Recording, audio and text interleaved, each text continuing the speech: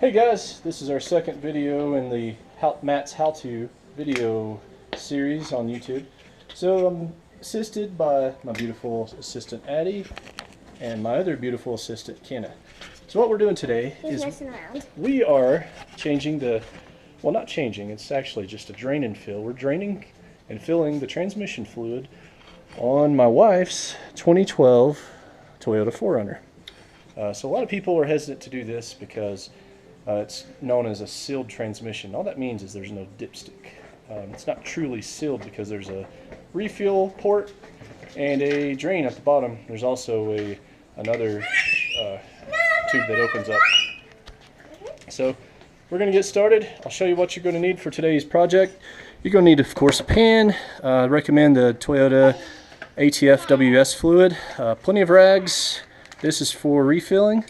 You're going to need a 24 millimeter socket and a 14 millimeter socket, and this is for the drain. That's for the refill.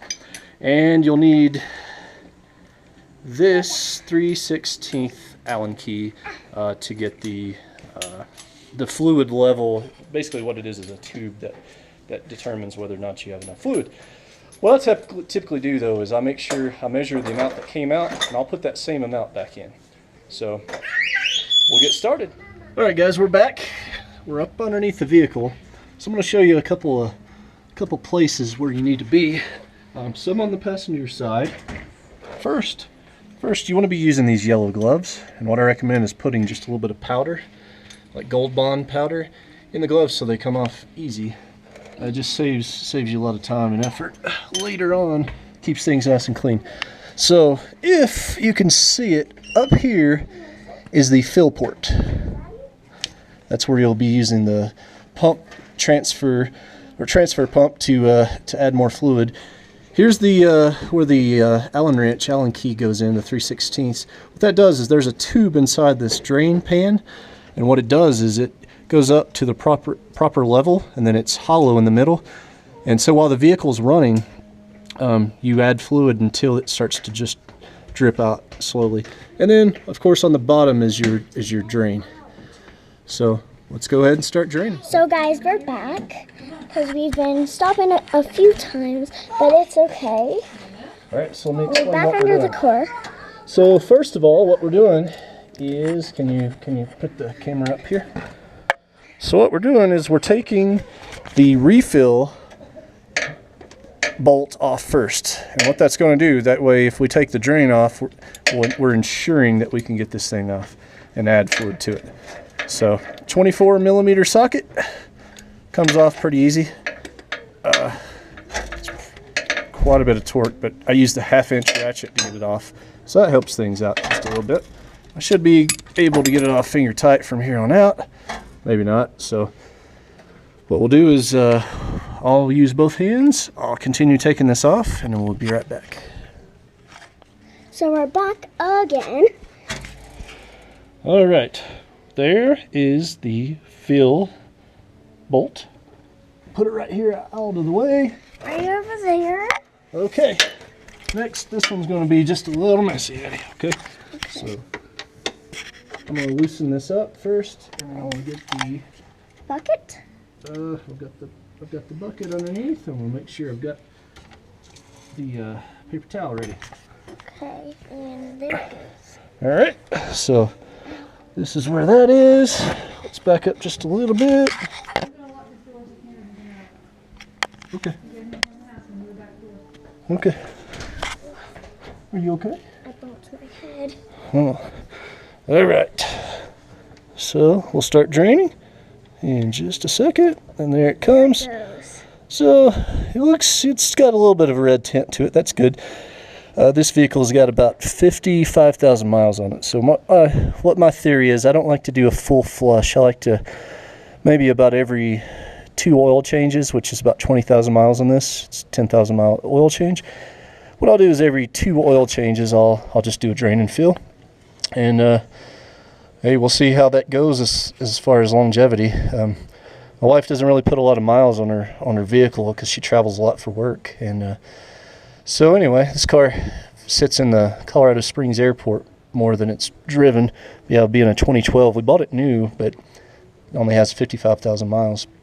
So thought this is a good idea to make this video to help other Toyota owners and really anybody that has any kind of vehicle. It's all about the maintenance, you know, making sure you keep vehicles a long time and have trouble-free maintenance. So anyway, we'll let this drain. Should be approximately 4 quarts, but we'll see. I had 4 quarts from another project from an FJ Cruiser I used to have. So we'll see if that's enough, and if not, then it looks like I may be going to the Toyota dealership. So here we go. All right, so most of the fluid is drained out. Just make sure that when you drain, that make sure that the washer is on the end of the drain plug. So it is. We wiped everything off. All the fluid's drained out of the pan. Keep in mind, even though this is only four or so quarts, there's probably still another 5 or 6 quarts in the torque converter that we're not going to be able to get today. But so anyway, I'm just going to tighten that back up, make sure everything's good, and then we're going to start filling the transmission pan back up with transmission fluid. All right, that's all for now. All right, so point it down here. So this is all the transmission fluid that came out. Not exactly sure how much it is. I'm assuming it's about 3 quarts.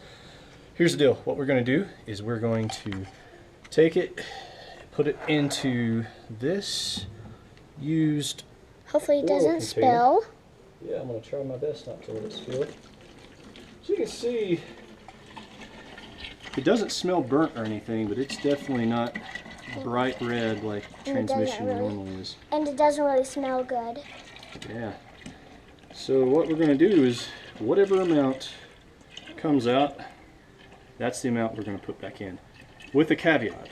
So this fluid is still just a little bit warm. So whatever, we want to let it sit for a while to get to like normal air temperature, which today is about 70 degrees here in Colorado.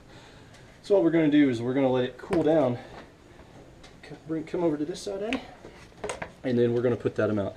Now right now it's showing that we have 3 quarts that we took 3 quarts out. Back up just a bit. So that's what we're going to put back in. However, we're going to take this measurement again after it sits for about an hour or so. So this cools down.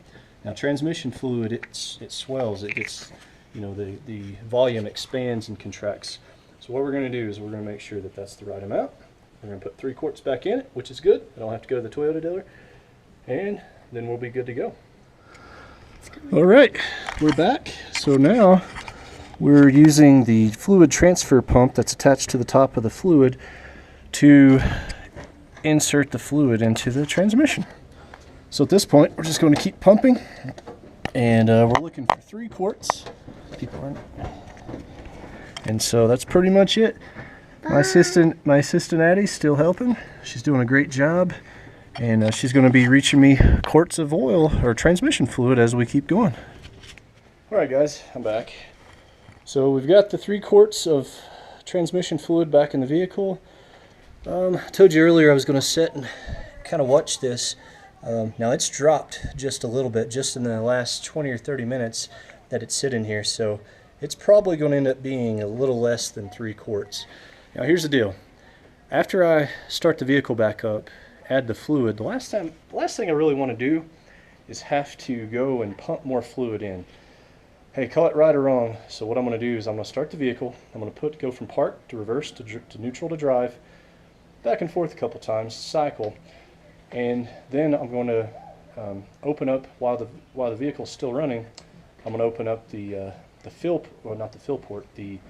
check port, and what that's going to do is I know that I put just a little bit too much, by about probably 3 pumps. So what that's going to do is I should have some fluid dripping out there. That way I've got a little too much. That's probably better than having not enough, right? So that's going to be my plan. I'll show you in a second how to do that. All right, we're back in the vehicle, about to start it up. So here's what we'll do. We will make sure everything's off. Start the vehicle.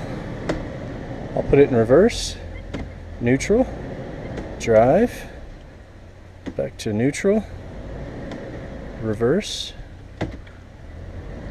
back to park. And I'll do this just a couple times.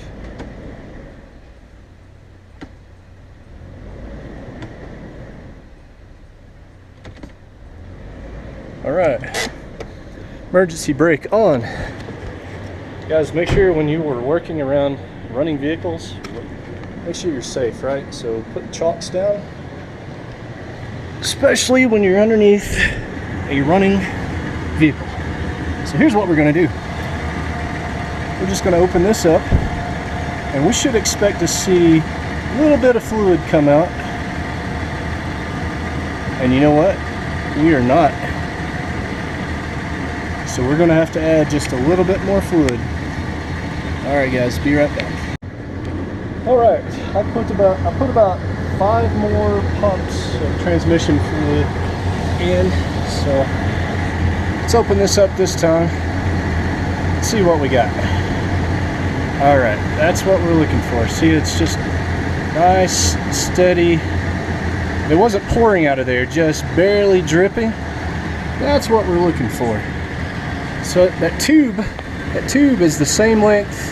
It comes up, it's hollow in the middle, and it comes up in the pan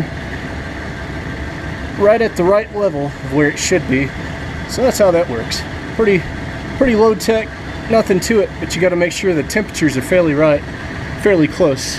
And I'd say the temperature of the fluid as it's circulating in the vehicle right now is probably about 115, 120 degrees. So anyway, that's how you check it. All right, I'm back from the test drive. So everything looks good on the 4Runner. So just to recap on everything, so it ended up being right at a little over 3 quarts. I'm not sure if it had to do with maybe you lose a little bit when you're pumping and you're transferring, and you got a lot of fluid that the residual that stays in the bottles. But either way, it ended up being about 3 1/4 quarts of transmission fluid to fill it back up. You saw the drain, the fill. Hey, this is it's not a bad. I'd say it's an easy task. You just have to get up underneath the vehicle. It's a little bit tedious, but definitely saves you a lot of money, and that's what I'm all about, and making my vehicles last a long time. So yeah, that's pretty much it. Just if you liked the video, just give me a thumbs up. But either way, hopefully it helps you if you're a Toyota owner.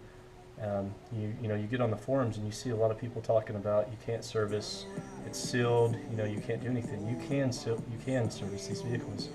Let me know what you think about my cycle too, of waiting till approximately 55,000 miles and then replacing just a drain and fill every 20,000 miles after that. All right, thanks a lot for watching. You guys take care, and hopefully the virus has you guys doing a lot of maintenance for your vehicles as well. Take care. Bye.